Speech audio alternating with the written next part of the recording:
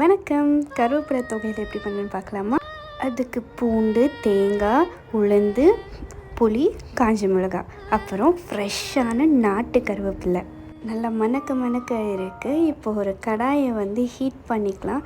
கொஞ்சம் ஹீட் ஆன அப்புறம் உளுந்தை ட்ரை ரோஸ்ட் பண்ணி எடுத்துக்க போகிறோம். இப்போது கருக விட்டுறாமல் நம்ம கரண்டி வச்சு கிண்டிகிட்டே இருக்கணும். கொஞ்சம் லைட்டாக விட்டாலுமே கருகி போயிடும்.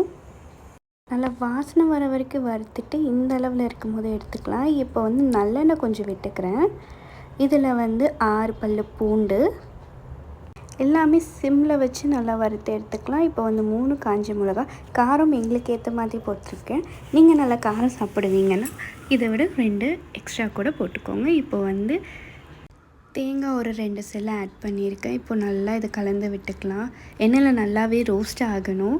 இந்த அளவுக்கு ரோஸ்ட் ஆன அப்புறம் தனியாக எடுத்து வச்சிடலாம். இப்போ கொஞ்சமாக புளி ஆட் பண்ணி அதையும் லைட்டாக எண்ணெயில் வதக்கி எடுத்துக்கலாம்.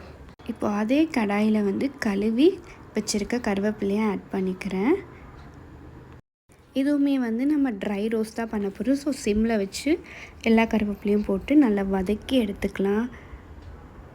நல்லா முறுன்னு வரும். இந்த கன்சிஸ்டன்சிக்கு வந்தோடனே எடுத்து தனியாக வச்சுக்கலாம். இப்போது ஒரு மிக்சர் ஜாரில் நம்ம எல்லா இன்க்ரீடியன்ஸும் ஆட் பண்ணிக்கலாம். நான் அரைக்கும் போதே கொஞ்சம் உப்பு சேர்த்துருக்கேன். உங்களுக்கு தேவையான அளவு உப்பு சேர்த்துக்கோங்க. இப்போ எல்லாம் இது ஒரு 2 பல்ஸ் கொடுத்து எடுத்துக்கிறேன். இந்த மாதிரி கன்சிஸ்டன்சி வந்துடும். கொஞ்சம் ஒரு மாதிரி குறைன்னு இப்போ கருவேப்பிலை ஆட் பண்ணி நல்லா மையாக அரைச்சி எடுத்துக்கலாம்.